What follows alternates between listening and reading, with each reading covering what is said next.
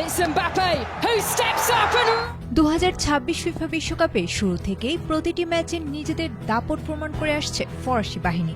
সেই বাহিনীর দুর্দান্ত পারফর্মার অধিনায়ক কিলিয়ান এমবাপ্পেও সম্প্রতি করেছেন বিশ্ব রেকর্ড, নিশ্চিত করেছেন সেমিফাইনালে টিকেটও। কিন্তু এত অর্জনের পরও বড় মাপের একটি ধাক্কা খেয়েছেন বিশেষ জায়গায়, পড়েছেন আইনি জটিলতায়। কি সেই দুর্ঘটনা যার জন্য তাকে যেতে হতে পারে 3 বছরের জেলবন্দিতে? বিশ্বকাপের শেষ 16 ম্যাচে ফ্রান্সের কাছে হেরে প্যারাগুয়ের বিদায়ের পর বিতর্কের কেন্দ্রে ফরাসি তারকা কিলিয়ান এমবাপ্পে এবং প্যারাগুয়ের সিনেটর সেলেস্তে আমারিলা। এমবাপ্পের বংশ পরিচয় নিয়ে সিনেটরের করা বর্ণবাদী মন্তব্যের জবাবে ফরাসি তারকা তাকে পদের অযোগ্য এক জঘন্য নারী বলে আখ্যা দিয়েছেন। আর তাতে ক্ষিপ্ত হয়ে এবার এমবাপ্পের বিরুদ্ধে উল্টো মানহানির মামলার প্রস্তুতি নিয়েছেন এই সিনেটর।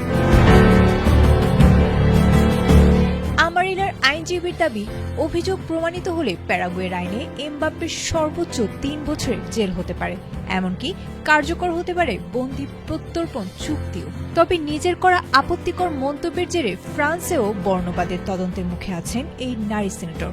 নিয়ম অনুযায়ী সেখানে দোষী সাব্যস্ত হলে 45,000 ইউরো জরিমানা ও 1 বছরের কারাদণ্ড হতে পারে তার। সিনেটরের পক্ষ থেকে একে বাক স্বাধীনতা বলে দাবি করা হলেও এই ক্রীড়া কূটনৈতিক যুদ্ধ করিয়েছে দুই দেশের শীর্ষ মহলে।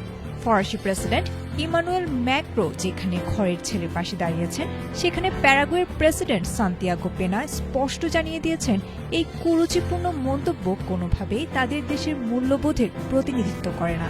তিরস্কৃত হয়েও নিজের অবস্থানে অনড় সিনেটর এবার এমবাপ্পের বিরুদ্ধে মাঠে অসদাচরণের নতুন অভিযোগ এনেছেন। সব মিলিয়ে ফুটবল মাঠের সবুজ গালিচা ছাড়িয়ে এমবাপ্পে আমারিলার এই দ্বৈরথ এখন হয়তো আন্তর্জাতিক আদালতের কাঠগড়ায় দাঁড়ানোর অপেক্ষায়।